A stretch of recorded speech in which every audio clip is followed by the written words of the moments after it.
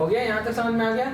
चलिए हेडिंग डालिए oxidation state. कोई बता दे, कोई बता दे क्या होती है ग्रुप ऑक्सीडेशन स्टेट? +3 और नीचे आएंगे तो कौन सी बढ़ेगी?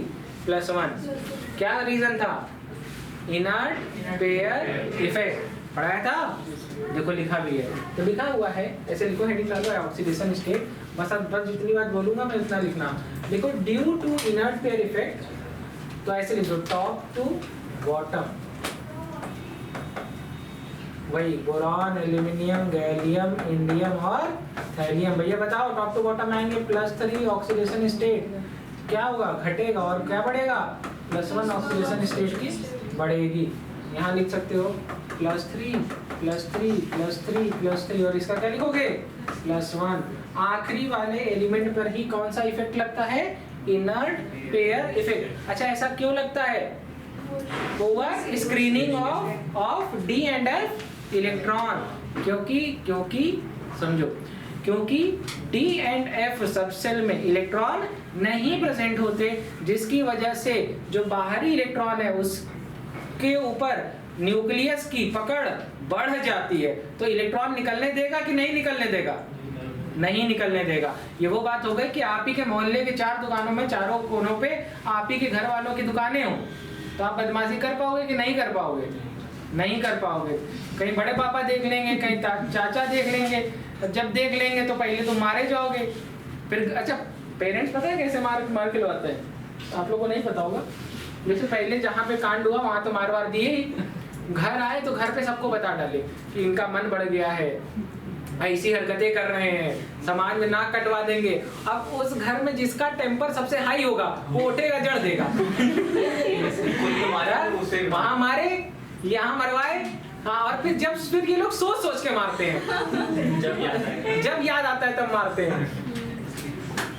नोट करिए। हाँ चले आगे बढ़ जाए। तो देखो यहाँ पर +1 ऑक्सीडेशन स्टेट किसकी ज्यादा? सबसे इसी पे काम ही करता है। सत्य तो ये है, बाकी सब झूठ है। सच तो ये है कि जो लोअर ऑक्सीडेशन स्टेट है वो किस पर काम करती है? सिर्फ आखिरी एलिमेंट पर। चलो यहाँ पे देखो कुछ चार्ट लिखा हुआ है, देखते जाइए। खाली जो हमने पीछे पढ़ाया है सिर्फ वही चीजें हैं, मैं उसको दिखा रहा हूँ। ये लिख नहीं पाओगे, पागल हो जाओगे। ठीक है, एटॉमिक नंबर तो देखो ग्रुप है ना ऊपर से नीचे, तो देखो 5, 13, 31, 49, 81, ये है इनका एटॉमिक नंबर। कोई मतलब नहीं। यहाँ लिखा हुआ है एटॉमिक मास। अरे भैया एटॉमिक नंबर का लगभग दुगना होता है क्या? Atomic mass. तो जरा देखो लगभग दुगना ही दिख रहा है, तो कोई बड़ी बात नहीं। इसके बाद इलेक्ट्रॉनिक कॉन्फ़िगरेशन देखो क्या लिखा है। तो जो पीरियड जिस पीरियड का एलिमेंट होगा, सेकेंड पीरियड का बोरॉन। ठंडी लग रही है?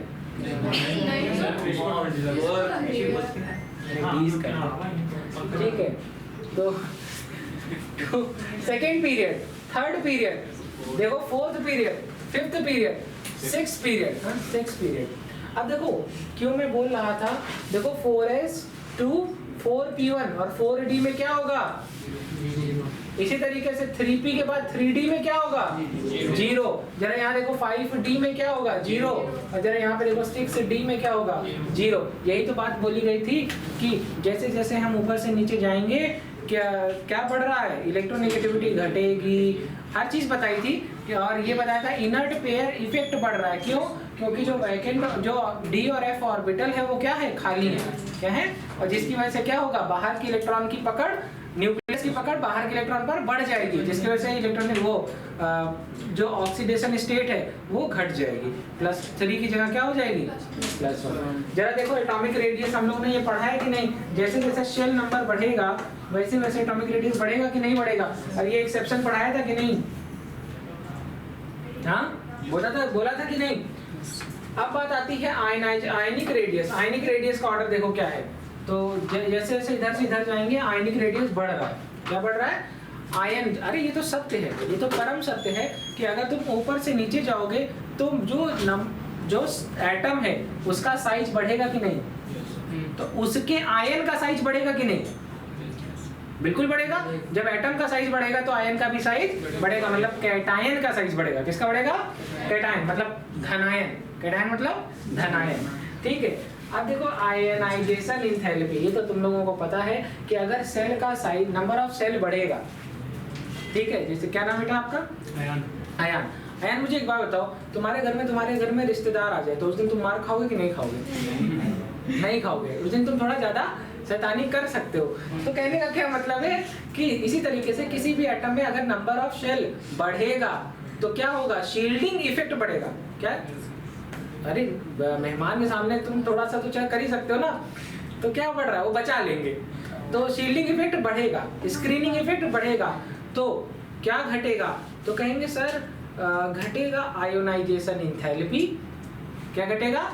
जैसे कोई रिश्तेदार आ जाए और तुम जल्दी घर में 8 बजे के बाद तुमको घर के बाहर जाना अलाउड नहीं है, रिश्तेदार आ जाए तो तुम घूमने जा सकते हो कि नहीं?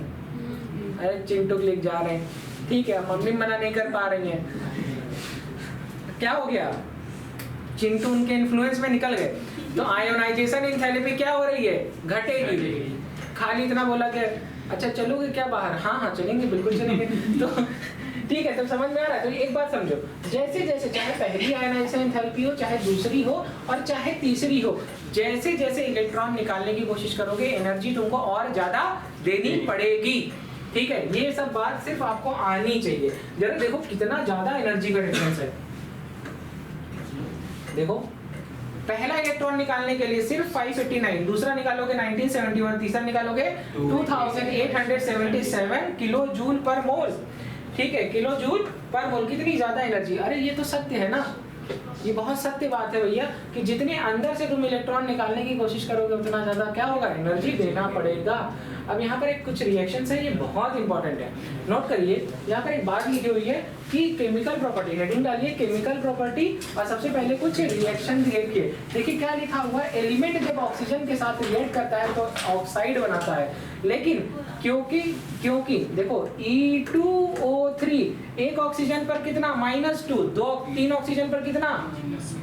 एक पे -2 तो 3 पे -6। जरा एक बताओ तो एक एलिमेंट पर कितना जाएगा?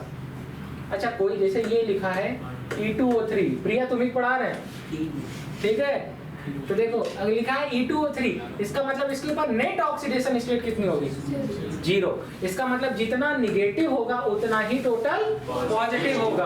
अब ये एक पे -2 है तो 3 है तो -6 हो गया, तो यहाँ पर 2 है तो 2 इंटू क्या हो जाएगा? +3, तभी तो होगा। तो एक एलिमेंट पर कितना आया?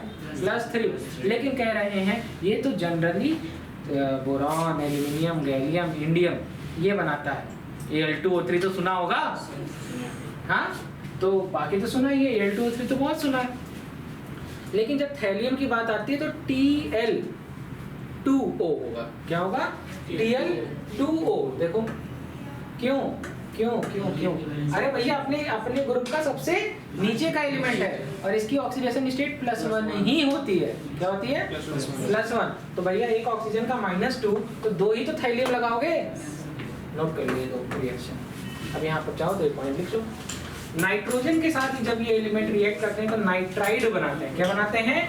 नाइट्राइड।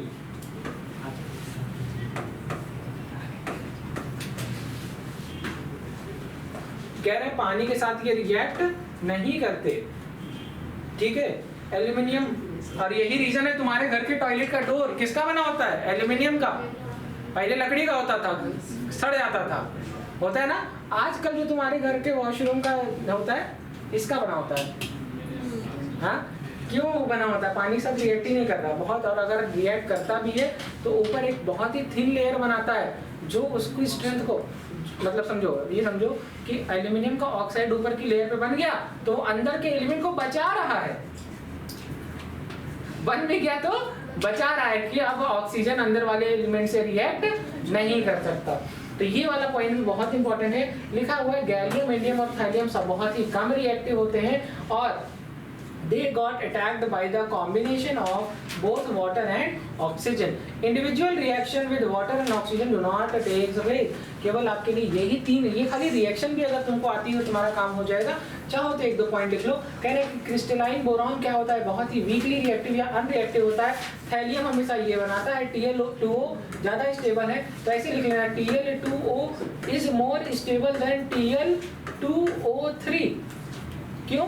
कि ड्यू टू, कुछ ना है तो क्या बोलेंगे? Due to inert pair effect. कुछ ना है तो क्या बोलेंगे ड्यू टू इनर्ट इफेक्ट। इसी तरीके से ऑर्गेनिक में अगर कुछ ना है तो क्या बोलेंगे ड्यू टू रेजोनेंस। क्या बोलेंगे ड्यू टू रेजोनेंस। हाँ, जब तुमको लगे कि बात निकल चुकी है हाथ से तो क्या बोलेंगे ड्यू टू रेजोनेंस।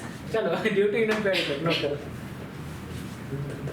तो पी ब्लॉक में कुछ भी, ब्लॉक में अगर कुछ हो जाए तो क्या बोलेंगे डीडी ट्रांजिशन। दीदी ट्रांजिशन नहीं हाँ घर बता रहे दीदी ट्रांजिशन अलग पर क्या तो डी ट्रांजिशन। हाँ, या तो लिख सकते हैं D10 और D0 D10। तो जो एग्जाम के क्वेश्चन आज तक आए हैं मैं आपको बता दे रहा हूँ एग्जाम में क्वेश्चन क्या क्या आ चुका है। ये आ चुका है, ये आ चुका है, ये आ चुका है, ये आ चुका है। ये 2 पॉइंट नहीं आए हैं। इसके बाद एग्जाम में क्वेश्चन आया था ये वाला, वही TL2O ज़्यादा स्टेबल है TL2O3।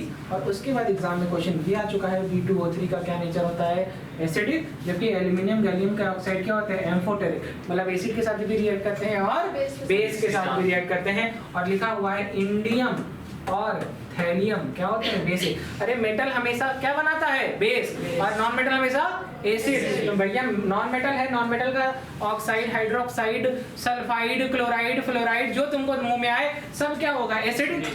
और नॉन मेटल का क्या होगा सब कुछ बेसिक। और मेटलॉइड का क्या होगा भैया एसिडिक भी होगा और बेसिक भी होगा। हाँ मैम बताएं। हाँ मैंने आपको क्या बोला कि बोरॉन को छोड़ करके बाकी सब तो मेटल ही है। एल्यूमिनियम, गैलियम, इंडियम और थैलियम। तो कह रहे हैं कि बोरॉन को छोड़ करके जितने भी मेटल हैं जब वो एसिड के साथ रिएक्ट करते हैं तो क्या बनाते हैं, तो कहेंगे सर हैलाइड, मतलब एसिड HCl है तो हैलाइड बनाया। लाइक अगर मान लो ये एल्यूमिनियम होता, ठीक है, तो एल्यूमिनियम के ऊपर +3 चार्ज आता है, क्लोरीन के ऊपर कितना आता है -1, तो क्या बनेगा AlCl3 कितना बनेगा 2 मोल, ठीक है, इसका लगेगा 6 मोल। तो ये और पता कैसे चलेगा कि क्या बना है हाइड्रोजन गैस। इसमें एग्जाम में जो पूछा जाता है वो पूछा जाता है कि कौन सी गैस इवॉल्व होगी, तो आंसर क्या है हाइड्रोजन गैस। और ये उन बच्चों के लिए बहुत आसान है, ये मतलब कुछ बच्चों को कठिन लग रहा होगा, लेकिन जिन बच्चों ने इलेक्ट्रोकेमिस्ट्री का सेशन पढ़ा होगा और जिन्होंने सबसे पहला टॉपिक पढ़ा होगा स्टैंडर्ड रिडक्शन पोटेंशियल और उसमें पढ़ा होगा इलेक्ट्रोकेमिकल सीरीज, वो बिना देखे सॉल्व कर लेंगे। लिख बे काने मुगल, तो भैया लिख बे काने मुगल अल मंजन कर फिर कोल्ड ड्रिंक को नी संकोच पी। हाँ, तो हाइड्रोजन नीचे एल्यूमिनियम ऊपर, क्या कहानी थी, upper cation can replace lower cation from its salt solution. तो भैया ये देखो बन गया कि नहीं बन गया। हाँ कह रहा मजा आ रहा है। इसी तरीके से सोडियम है और वही मेटल है, तो यहाँ लिखा क्या है, ठीक है, तो क्या बना, तो कहेंगे सर जब भी, ठीक है, लिखिए जब मेटल किसी के साथ रिएक्ट कर रहा है सोडियम के साथ तो क्या है NaMO2, अगर एल्यूमिनियम होता है NaAlO2, सोडियम मेटा एल्यूमिनेट, ठीक है, नोट करिए ये तीनों रिएक्शन नोट करिए, खाली रिएक्शन इंपॉर्टेंट है, ये रिएक्शन इंपॉर्टेंट है। और यहाँ एक्सेप्शन इज वेरी इंपॉर्टेंट, किसको छोड़ करके,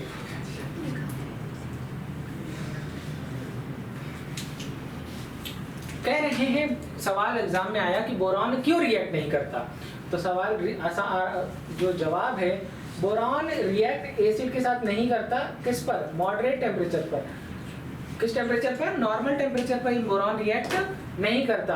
अगर हम कंसंट्रेटेड नाइट्रिक एसिड लें तो गैलियम और एल्यूमिनियम भी रिएक्शन में पार्टिसिपेट नहीं करता, क्योंकि गैलियम और रिएक्शन की जो सबसे पहली वाली सरफेस होती है वो उसके साथ रिएक्ट करके एक लेयर बना लेती है, तो अंदर का मेटल क्या हो जाता है, प्रोटेक्ट हो जाता है। इसके बाद लिखा है कि जो एल्यूमिनियम होता है ये दोनों तरीके की मिनरल एसिड, मतलब दोनों तरीके की बोथ मिनरल एसिड और एक्वस एल्कली, मतलब एसिड के साथ भी रिएक्ट करता है और बेस के साथ भी रिएक्ट करता है। तो एल्यूमिनियम का कैसा कैरेक्टर हो गया, एम्फोटेरिक। कौन सा, ठीक है, पॉइंट्स आर वेरी इंपॉर्टेंट। लिखा हुआ है कि BF3 जो है वो क्या है, तो कहेंगे इलेक्ट्रॉन डिफिशिएंट, कोई बात नहीं, हम लोग ने बहुत पहले पढ़ा था। कह रहे माफ कीजिएगा, कह रहे ये लुईस एसिड की तरह बिहेव करता है, तो कोई बात नहीं करे, लेकिन कह रहे जैसे जैसे आप नीचे आते हैं BF3 के बाद BCl3, BBr3, BI3, Lewis acid का कैरेक्टर बढ़ता है कि घटता है, घटता है। घटता है। और क्या घटता है? बैक बॉन्डिंग की टेंडेंसी घटती है। बस यही बात होती है।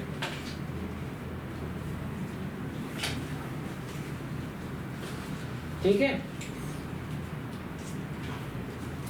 ऐसे बनाना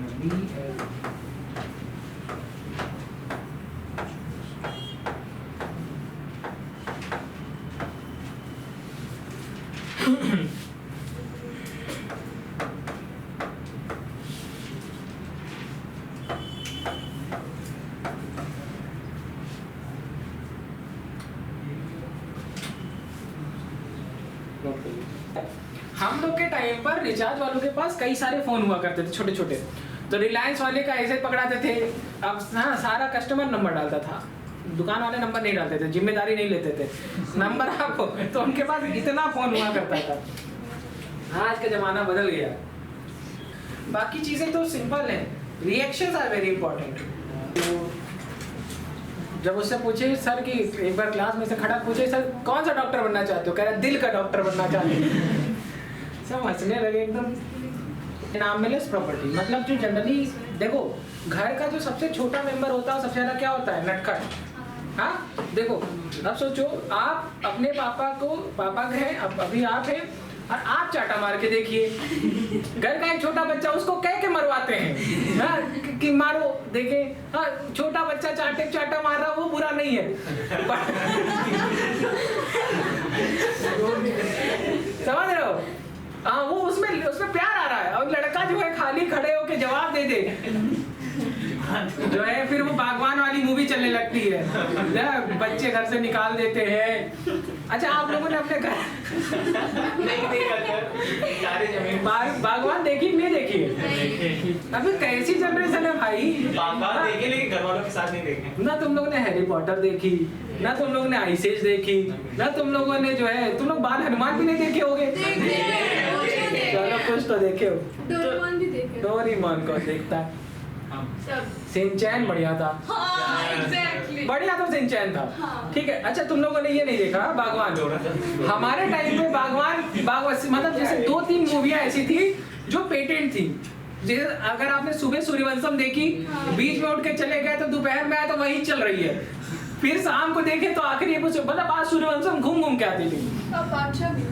बादशाह तो नहीं पता, सूर्यवंशम और ये बागवान। अब बागवान अगर आपने हटा दिया तो ऐसा लगता था घर वाले कि हम ही जो है उनके 5 लड़कों में 1 लड़के हैं जिन्होंने इनको घर से निकाला। एकदम घर वाले ऐसी सबकी निगाहों से देखते थे। 5 नहीं चाहते। देखो लिखो, बोरॉन ड्यू टू, देखो बोरॉन का साइज क्या होता है? स्मॉल। क्या होता है? स्मॉल साइज होता है। तो इसकी जो चार्ज डेंसिटी है, ठीक है, क्या है? Charge density. चार्ज डेंसिटी का क्या होता है? Distribution of charge per unit volume. छोटा साइज है तो चार्ज ज्यादा डिस्ट्रीब्यूट होगा, बड़ा साइज होगा तो चार्ज थोड़ा थोड़ा डिस्ट्रीब्यूट होगा। तो लिखा हुआ है कि इसकी जो हाई चार्ज डेंसिटी होती है, और यहाँ पर क्या नहीं प्रेजेंट होता, तो कहेंगे डी इलेक्ट्रॉन नहीं प्रेजेंट होता। कौन सा इलेक्ट्रॉन? डी इलेक्ट्रॉन नहीं प्रेजेंट होता। तो एक बात बताओ, बाहरी इलेक्ट्रॉन की पकड़, न्यूक्लियस की पकड़ बाहरी इलेक्ट्रॉन पर बढ़ जाएगी घट जाएगी? बढ़ जाएगी ना। क्यों? क्योंकि डी इलेक्ट्रॉन या डी सबशेल खाली है, तो क्या नहीं करेगी? शील्ड नहीं बनाएगी। क्या नहीं बनाएगी? शील्ड, मतलब ढकेगी नहीं। तुमको नहीं आ रहा है?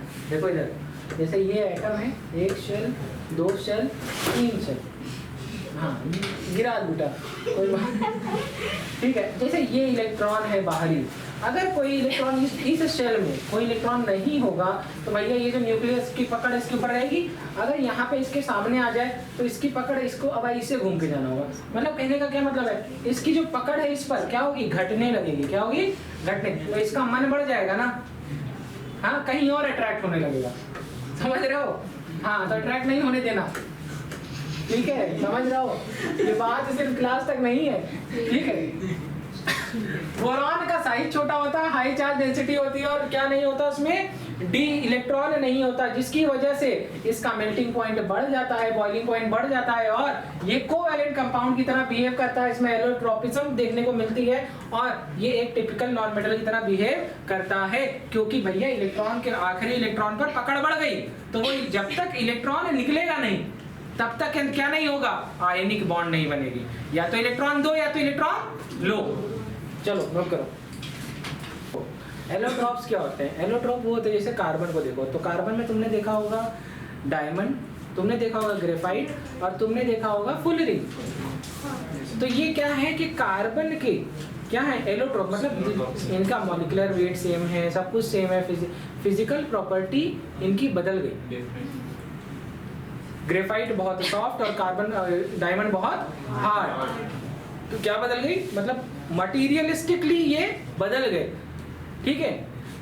इनके अंदर बॉन्ड भी बदल गया, जैसे एक में sp3 है, एक में sp2 है, एक नॉन मेटल है, एक मेटल की तरह बिहेव करता है, मतलब एक बैड कंडक्टर है, दूसरा गुड कंडक्टर है, ग्रेफाइट, ठीक है। तो समझ में आया एलोट्रॉप क्या होते हैं? क्या हो गया, जो एलिमेंट, जो मतलब एलिमेंट तो सेम है, सेम एलिमेंट से बना हुआ कंपाउंड है, वो है कोई भी फॉर्म है, लेकिन उनकी प्रॉपर्टी, कौन सी प्रॉपर्टी बदल गई? फिजिकल। केमिकल बदली कि नहीं बदली? नहीं, केमिकल हमेशा किस पर डिपेंड करती है? एटॉमिक नंबर पर। किस पर?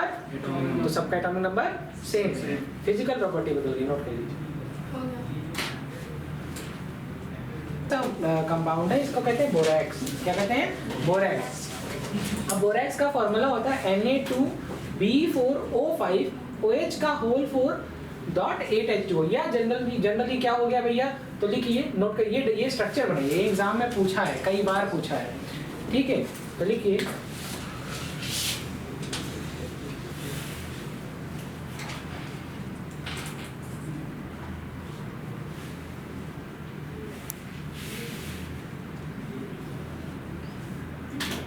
ये स्ट्रक्चर बना लीजिएगा। अब ये सब इतने पूछे तो नहीं जाते हैं, बट आपको आने चाहिए। कभी मान लो कि आज से 500 साल पुराना कोई क्वेश्चन आपने लगाना शुरू किया पी ब्लॉक का, तो कहें कि देखें आता है कि नहीं आता है, तो आपको आना चाहिए। अब इनका क्रेज खत्म हो गया है। तो देखिए Na2B4O7 जब 7 मोल ऑफ वाटर के साथ रिएक्ट करता है तो क्या बनाता है? एल्केलाइन सोल्यूशन बनाता है। और क्या बनता है? हमें ऑर्थोबोरिक एसिड H3BO3, ठीक है। ये इंपॉर्टेंट है, हेडिंग डालिए बोरैक्स बीड टेस्ट, ठीक है। तो लिखा है कि जितने भी मेटाबोरेट्स होते हैं, ठीक है। अब बहुत सारे ट्रांजिशन मेटल्स होते हैं। ट्रांजिशन मेटल क्या होता है, कोई बताएगा? ट्रांजिशन मेटल कोई बता दे? अरे डी ब्लॉक के element are the transition metal. अब सुन लो मेरी बात, जिसको नहीं पता वो सुन ले। ऐसे मेटल, क्या ऐसे मेटल जिनकी जो बाहर की शेल है, जैसे जिनकी आउटर मोस्ट 2 शेल्स, बाहर की 2 शेल क्या हो? इनकम्प्लीट हो। क्या हो? जैसे एक एग्जांपल है, पेन कहाँ है बेटा? पेन है ये। जैसे एक एग्जांपल है स्कैंडियम, इसका एटॉमिक नंबर होता है 21। तो जब देखोगे तो लिखोगे आर्गन कॉमा 3s2 3p नहीं, आर्गन का तो यहाँ तक हो ही जाएगा, लिखो 3d1 4s2। अच्छा मुझे बताओ, इसको दूसरा तरीके से दिखा देता हूँ, 1s2 2s2 2p6 3s2 3p6। अच्छा देखो 18 इलेक्ट्रॉन है कि नहीं है? दो, अरे 6 4 10 10 2 12 6 18। इसके बाद आएगा 3d और इसके बाद आएगा 4s। तो पहले 2 इसमें जाएगा फिर इसमें आएगा। जरा देखो ये तीसरी कक्षा पूरी है कि नहीं है? नहीं है। डी में मैक्सिमम कितने आ सकते हैं? 10 है, कितना? 1। तो थर्ड सेल पूरी भरी हुई है कि इनकम्प्लीट है? इनकम्प्लीट है। तो कितने इलेक्ट्रॉन है भैया? 6 2 8 1 9। और हो कितने सकते हैं? तीसरे सेल में 18 और फोर्थ सेल में भैया ऐसे 4 सेल में हो सकता है 2n स्क्वायर। फॉर्मूला क्या था? 2n स्क्वायर करते थे ना, तो 4 चौक 16 16 गुना 32 हो सकते हैं, लेकिन है कितने? सिर्फ 2। तो तीसरी कक्षा भी इनकम्प्लीट है और चौथी कक्षा भी समझ में आ गई बात? आया ना? आनी चाहिए, बिल्कुल आनी चाहिए। तो ये बाहर ऐसे जो भी एलिमेंट होते हैं जिनकी बाहर की 2 कक्षाएं इनकम्प्लीट हो, उनको क्या कहेंगे? Transition metal.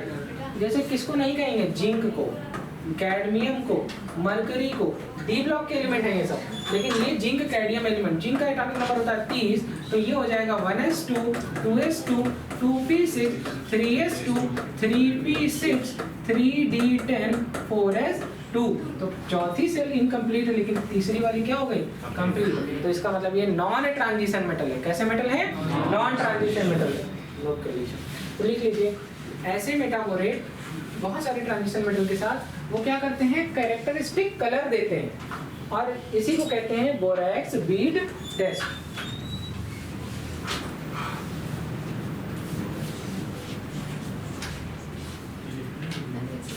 ठीक है, ऐसे याद करने का तरीका था, बेवफा गर्ल फील करा। ठीक है, हाँ तो सिखा देंगे कलर के साथ। ठीक है, जैसे बेवफा गर्ल ब्लू वाइट, ठीक है, ग्रीन ब्लैक, देखो इनको ब्लैक, ठीक है, हमको देख के ब्लैक याद आ जाता है इन लोग को। ठीक है, और फील करा जैसे आयरन हो गया, क्रोमियम हो गया। ठीक है, नोट कर लीजिए, ये सब डी ब्लॉक में करें। तो नेक्स्ट क्लास में हम लोग इसी के आगे का पार्ट डिस्कस करेंगे। ग्रुप 13 हमारा खत्म हो गया, हम लोग कल पढ़ेंगे ग्रुप 14। ग्रुप 14 के बाद तुरंत हम लोग क्या पढ़ेंगे, ग्रुप 15 एलिमेंट, जो हमारा आगे का पार्ट है। Thank you.